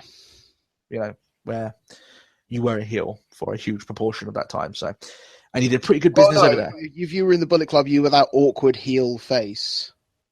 Yeah, but even then on TNA, Styles did some heel stuff and it was okay. I still think the money with him is with a face, sure, but he's one of those guys that can go heel. It's not a problem. Yeah. So Styles says that he's insulted every single time the bell rings with John Cena in the ring. He says that on Cena's best day, he can't beat him. And he tells his kids that the only reason he hasn't wrestled Cena yet is because he'll run circles around him. Cena fires back here, and he absolutely verbally decimates AJ Styles. To the point where he's saying stuff like, well, you're just desperate thinking that you're a bust here in the WWE, that every single time you get close to the title, you just lose. He was going in hard on him. Oh, yeah. He really was. That you were gifted the chance at the title twice and failed. You debuted at the Rumble and did nothing. He was going in hard on Styles. Yeah, so look at all this stuff that you've been gifted and done, and you've done nothing. It's like, ooh. Yeah. Styles. While Cena was away, Cena sharpened his claws. Yeah, he did a bit, didn't he? Ooh. Styles does his best to keep up. I think he did fire back pretty well, saying that guys like you bury guys like me. That's why I have Gallows. Yeah, that was great. I love this interaction between the pair of them. I thought it was pretty damn good. And some people may be like, "Oh, but Cena completely buried him." I guess that's kind of the point. In that verbally, they're trying to build up this rivalry between them, build a genuine hatred. What a better way to get under AJ Styles' skin than saying that sort of stuff, So I have no problem with what Cena said. I think some fans sometimes they get so defensive of Styles, And I am still worried about how Styles is going to come out at the end of this. But I thought this built up their match really well at Money in the Bank. I'm very excited now for these guys going against each other. I think it really built up the general thoughts around the feud. I think some people just allow themselves to get a little bit too butthurt over certain comments. I personally liked it. Yeah. But still. I enjoyed it. Yeah. And I quite like how it did start off with sort of like Cena was sort of like, you've got to do better than that. And I've never turned around and said I don't enjoy Cena on the mic. I do. And it's one of those moments where it's like, this is why I enjoy Cena on the mic sometimes. Yeah. And then Styles just sort of flips it and sort of turns it all around and it's sort of like, oh, now it's got interesting. Yeah. Yeah. Where it's almost like trying to pussyfoot around, like he doesn't want to resort to the whole, go down the, you're just here to bury sort of angle. And now it's just sort of like, no, this is why. And you're like, oh. Yeah. And, you know, one of the things where with Cena is that at his worst, sometimes they just recycle stuff for him to say.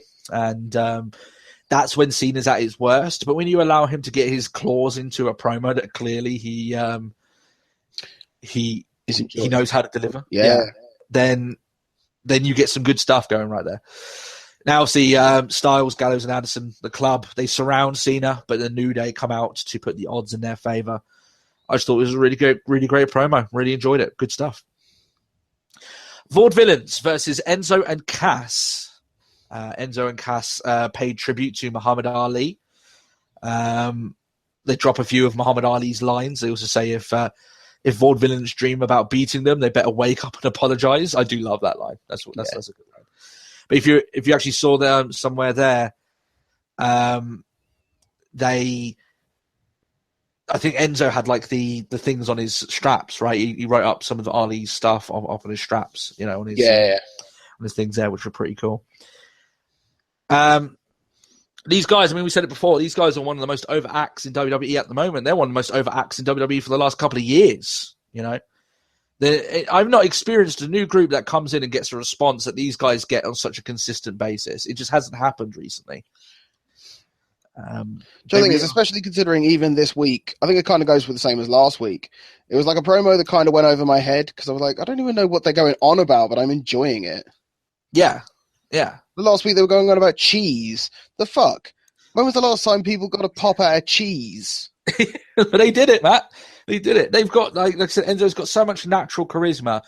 It's almost like a little bit like, almost like Muhammad Ali sometimes. Muhammad Ali would ramble on about some stuff. Sometimes it wouldn't make sense, but you'd be totally into it because it was his charisma, right? It was just naturally in him.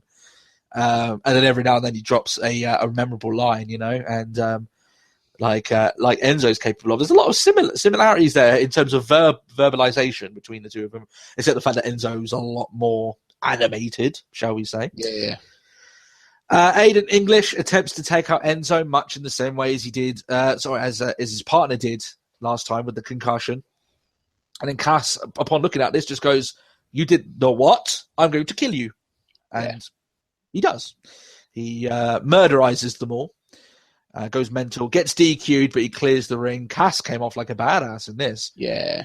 Makes it like anyone's going to be afraid to touch Enzo going forward, so... and all I keep hearing, Matt, is rumors that Vince really likes Cass, so the future's looking bright for him at the very least. And as long as you keep getting the responses that Enzo gets, that Enzo's going to be fine as well. So the future looks bright for these guys. I'm really, really happy that they've made that transition to the main roster, and they made it look seamless. You know, some guys come in like Corbin and Cruz, and suddenly it's like you start seeing some of the deficiencies, or WWE doesn't use them properly. It's like with Enzo and Cass, you don't need to use them properly. You just tell them to go out there and do their stuff, and it works. Which is fantastic for them. It's great stuff.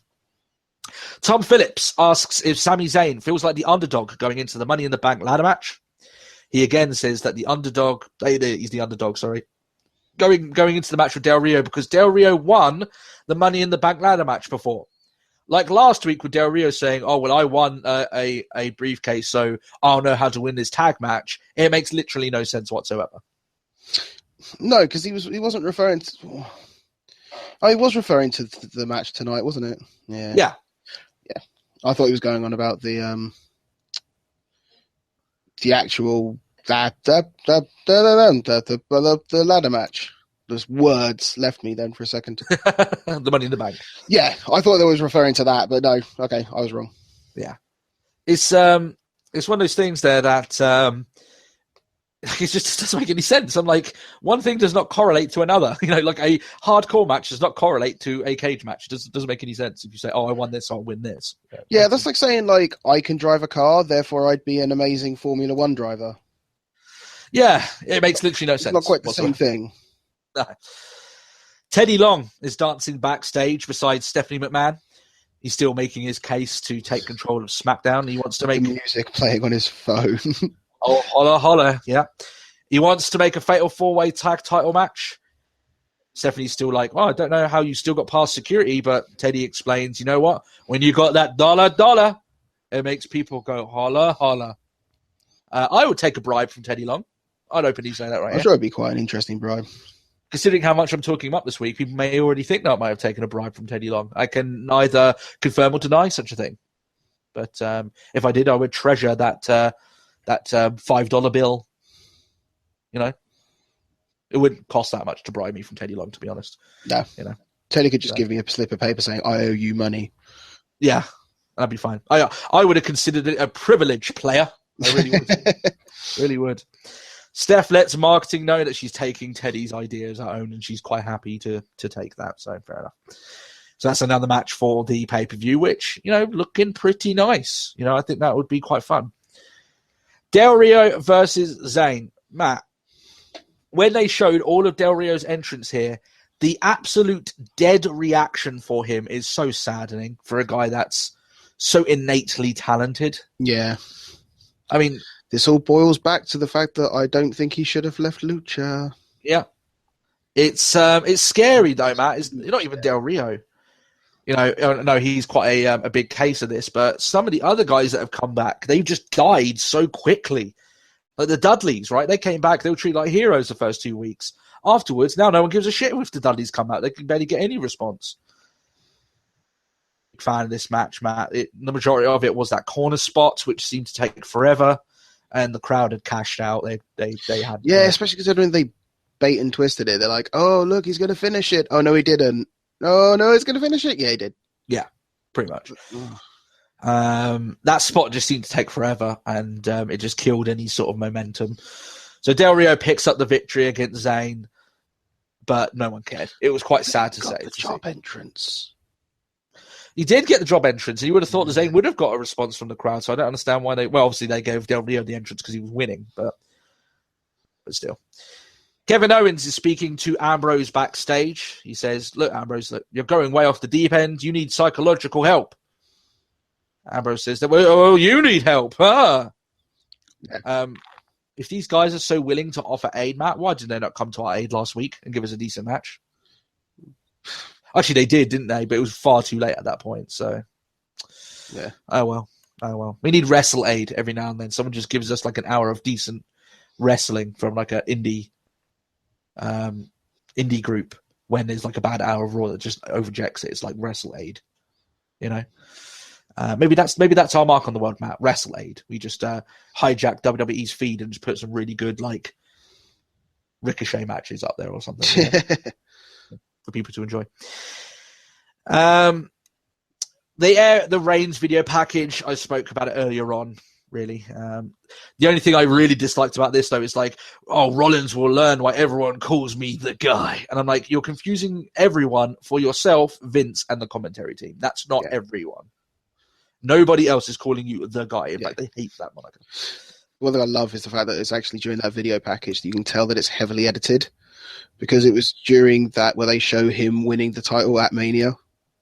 They edit out pretty much any sort and there's so much of a cheer over that video, and it's like, that's not what happened. No. In fact, even with WWE trying to blanket out the boos, you can still hear the boos on the feed. So, geez. Ambrose versus Owens. I thought this was an okay match. I thought Owens was doing his bit and stealing the limelight. He was the more impressive, I would say. I loved it when he took the microphone off. I don't even care about him enough to remember his name. Saxton, yes. And then he's screaming at him. Yeah, just like, this is what you need. This is what you should be going on about. It's almost like this sort of like, oh shit moment as just Ambrose goes barreling over the top of the... Oh, it's great. It was good. Ambrose hits the Dirty Deeds, gets the win. It wasn't a long match, but it was okay. It was serviceable. It was fine. After the match, Ambrose climbs the ladder. Don't know why. So I genuinely thought Ambrose was just going to take the contract. Yeah. Oh, there you go. I've won it early. There you go. You know what? I'm taking this. Yeah. That's what I was thinking. I was like, that would be quite interesting. Like, what would they do if somebody did just like, you know what? I'm taking this. Well, that's why they would never do it, Matt, because it would be somewhat interesting, you know, and have some sort of different narrative or something with it. But no, No. Obviously, he sets himself up to be thrown off a ladder. I mean, everyone could see that coming, so he does, and that is that. We get another life lesson with Bob Backlund. He speaks incoherently about running and walking. Oh, yeah. I fucking hate these segments. I want all of them to fuck off. I want Bob Backlund, like, as much respect as I have for Bob Backlund, I want him to fuck off. I want Darren Young to fuck off. I want this whole segment just to fuck off. This is like my new Maurice. I want it to fuck off. And when it gets there, it can fuck off some more. To me, Matt, this is the new golden truth. What's going on here? Oh, don't even fucking mention golden truth. No, it's like, no. Like, at least... Oh... I just don't enjoy this. I don't like any of this. Like, it's going to take you 8 hours to walk there. And if you get there any quicker, oh, no, you ran. You don't walk. Nobody walks. Why'd you walk? I haven't walked since I could fucking shit. And it's like, oh, fuck off. Yeah. Really, shut up. It's like you market it like it's a Trump campaign as well. Yeah, what's the one with that? There's been nothing along those lines. I thought they were going to play off the Trump stuff a lot and do some really cool social commentary. No. That was wishful thinking. Yeah. Jesus. We've gone so far away from that. Yeah, guys, this whole thing with Darren Young is dead. It's done. It's like the... it barely, like... You know when you, like... You know when you sort of, like... You have a cat, or you have a dog, whatever, and they have a litter of pups and kittens. Mm-hmm. And there's always that one runt, and you're like... Live. I hope you live. And if you don't, I wish to end your suffering now. Make Darren Young great again is the runt of the litter. Yeah. And I want his suffering to end. You're hoping that eventually it'll stop limping and start hitting its stride, but it never does. And if that was its final, just done of its heart, I'll be happy. Because then it's over and the suffering's over. And that way you don't have to feel sad anymore. You don't have to look at it. And you can just move on with your life. Yeah. Just chuck it in a bin. Call it a day. Wow, that's very somber, Matt. That's very somber. I really fucking hate these segments. I get that, Matt. One thing I get from what you're speaking of is that you're not a big fan. No. Yeah, I'm not either. I never thought I'd compare it to a dying animal. Like, my missus will now murder me if she ever listens to this episode. Like, how could you say that about a puppy?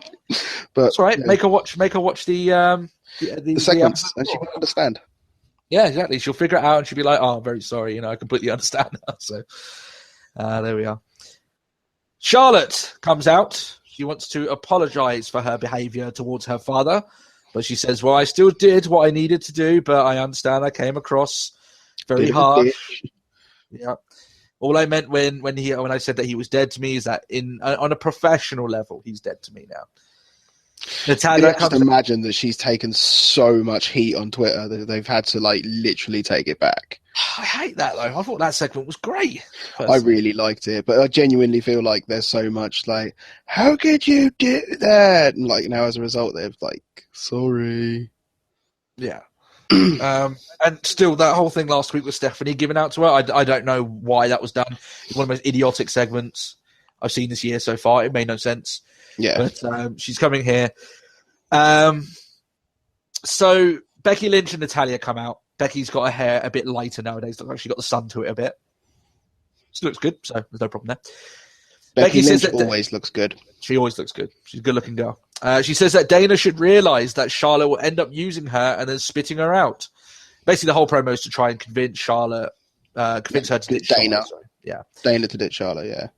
All the while, Dana looks like, oh, you know what? I might be listening to you, but we all knew what was happening here. Yeah, do you know the worst part is there was even that moment where it cut to her and it just looked like Dana Brooks just thought of like, oh, just like she barely even looks like she's in the moment. She's just sort of like she's over in the back of she's in a nosebleed seat somewhere. It goes onto her face and it looks like her eyes have rolled into the back of her head. Like she's completely just zoned out. Or that, for a moment there, if you'd taken away all context, you could have just been like, oh, she's the one who farted. Maybe there's the farting gimmick for her and everyone's smelling. She's just keeping her head down, looking around. Like, if they bring back the fart gimmick, I will be so mad. Yeah, maybe I'm giving them too many ideas. Killed Natalia and everyone around her. Whoa. Yeah. Oh, Matt, don't do it. You're giving them bad comedy, and they'll turn this 1 week thing into like a 6-month program. Okay, we know what they're like.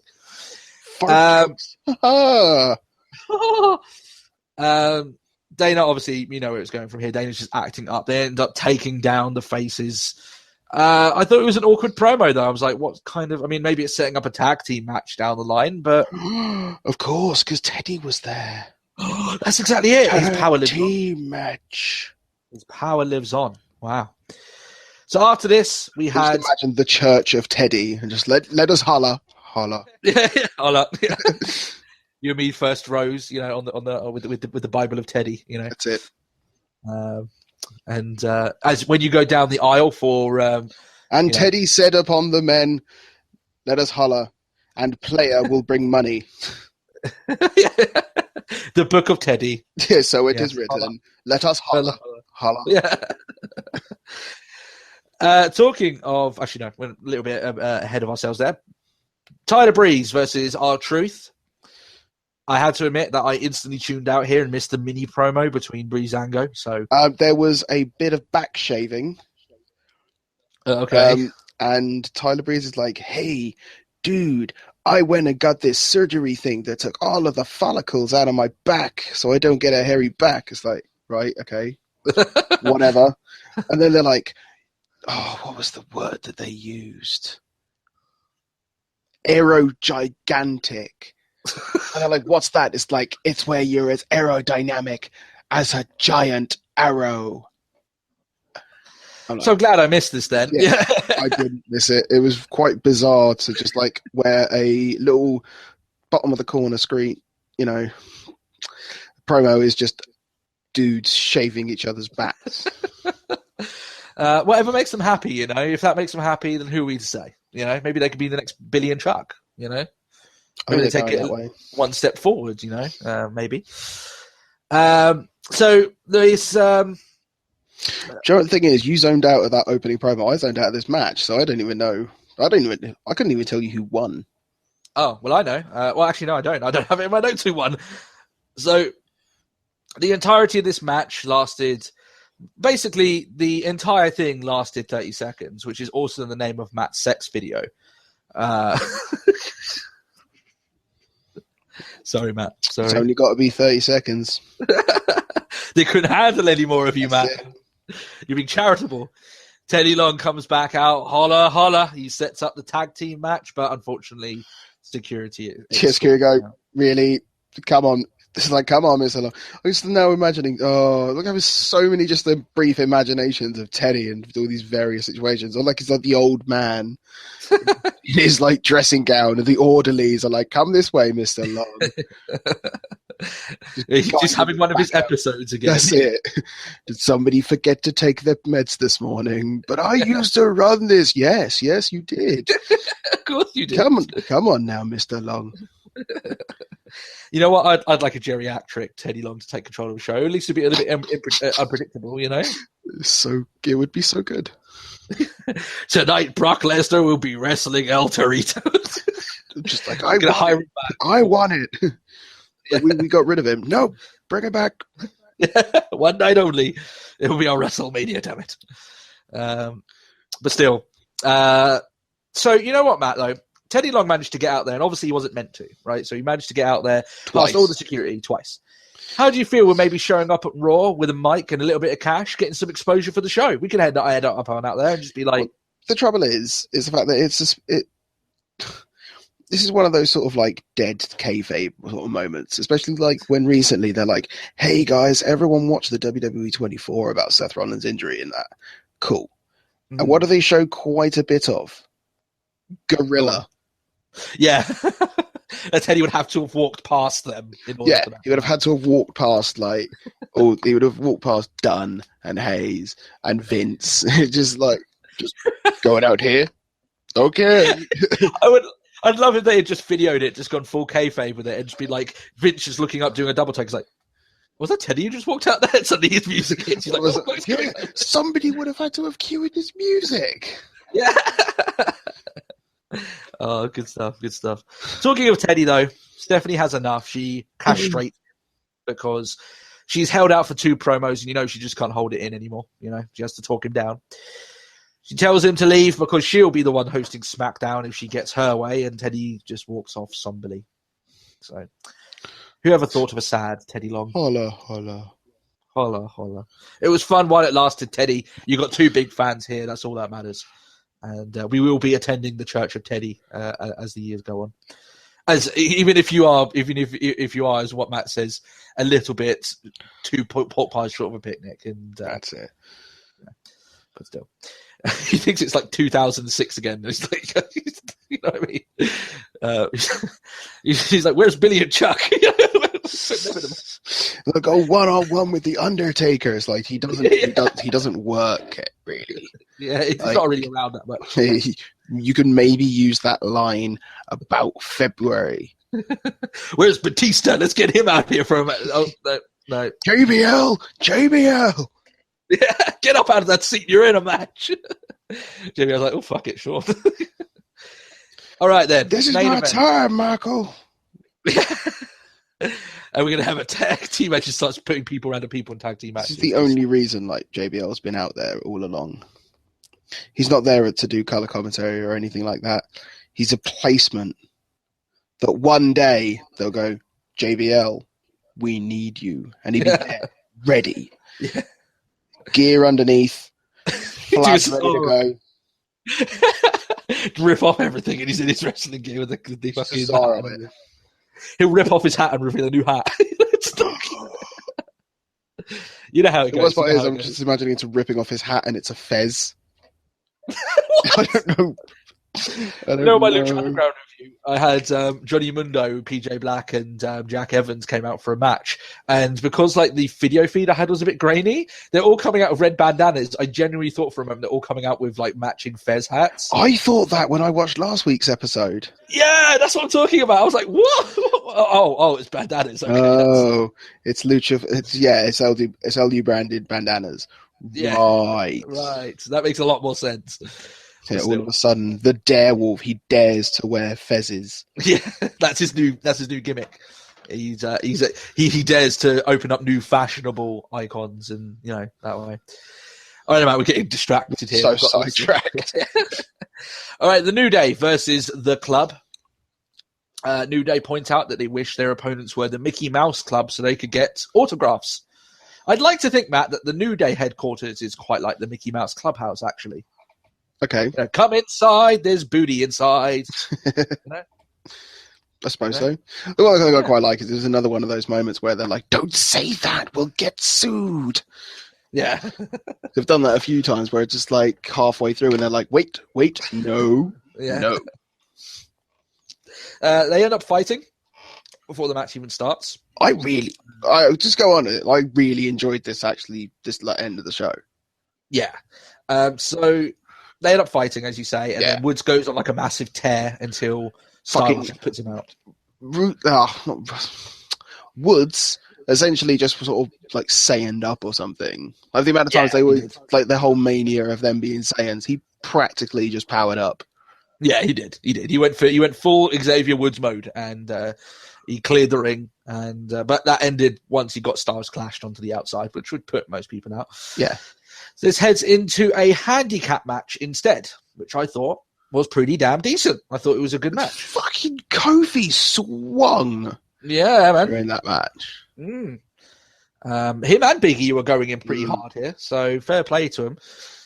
I guess they kind of had to. They sold it really well because full well if they'd done their usual steal, there was maybe not. But the fact that they went in hard, they're I like this. They want revenge. That's it. They're going full kill, and I thought it was pretty good. High intensity to this match. That's why I liked it a lot. AJ picks up the win though with a phenomenal forearm, and they start beating down the tag champions. Then John Cena comes down for the save. Now here's the thing there, Matt. Why didn't John Cena come down when Xavier Woods was attacked earlier on and just take his place? I don't know. You know why? Because John Cena doesn't give a shit. Yeah. Yeah. It's funny, actually, as a character, if you look back, there's been tons of moments where he could have saved someone a lot earlier and then he comes down after a dramatic beating or something. Last minute. I saw like a conspiracy, like, you know, all tongue in cheek. They weren't taking it too seriously, but it's a conspiracy that John Cena's actually a heel. He's been a heel all this time. So he waits for his friends to get in certain situations, just lets them take a beating. Then he comes in for the save looking like the great guy, but his mates have taken a hurt in and stuff. But so but he's not done everything, sort of thing.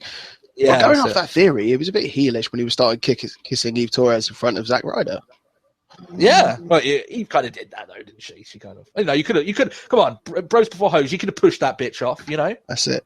Stayed friends with Zack Ryder, you know. Said this bitch is playing us, fool. Yeah, holla holla. Teddy Long comes in. You know? That's not how we do it, players.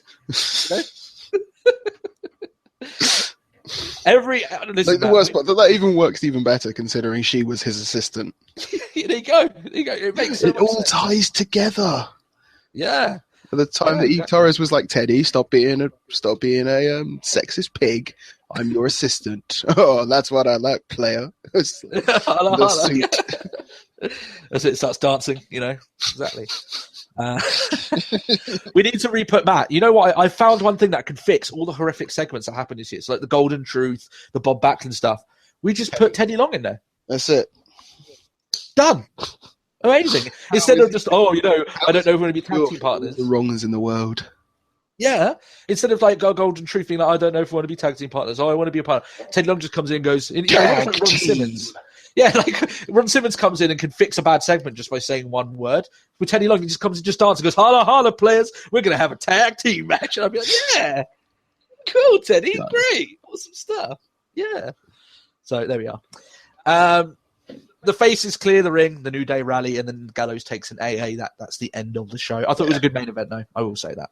Oh, yeah. All in all, then, Matt, a much better show all round than last week's abomination of a show. Agreed. Still not great. Not where it didn't go so up that it was like, oh my goodness, like, you know, they saved up all of Raw's quality for this week. No, it was just more what we come to expect. It's worth a watch, in my opinion, on our rating, which is 2 up from last week. What about you, Matt? Do you think it's worth a watch, or would you go skip? No. Teddy Long, Matt. Teddy Long. That's the only reason. But it would be a skip. Apart from that, it doesn't give anything. And funny enough, in my notes, I said here, one thing I will say, apart from some bits I did like, if I weren't taking notes, I probably wouldn't remember any of this show, apart from the Teddy Long parts. Yeah. So, you know, that's just being honest. Although, but then to be perfectly honest, we wouldn't even need to have watched Raw. We could have just seen a picture of Teddy Long, and then that would have been us for the day. Yeah, we would have been quite happy with that. Yeah. So, holla holla, players! If you did enjoy this video, then you can interact with us in many different ways. You can leave a like. You can leave any questions in the comment section below. Is there anything else you want to cover up before I go on all these plugs? No, I think it's about time we have a tag team match. Of course, we have to. It's born by blood, and in the Church of Teddy, you know, you have to have a tag team match from time to time. That's how you settle things. Exactly. If you want to interact with us, the main way of doing so is our Facebook page, facebook.com/Let's Talk Wrestling Podcast. You can send any tweets to our Twitter account, which is @TalkWrestlePod. It is indeed. If you want to send us any private emails or audio questions, the place to do that is our email account, which is letstalkwrestlingpodcast@gmail.com. All of that great stuff is in the description below. Thanks a lot for listening to the show, guys. If you're new, then we'd really like if you could subscribe, and that way you can keep up to date with us. There's not many Lucha Underground episodes going up anymore because the season's close to ending. So only 5 more episodes, and that's done. But we'll still keep plodding along, and we're still trying to figure out ways that we can change when the brand split happens. And as soon as we know anything, we'll let you guys know.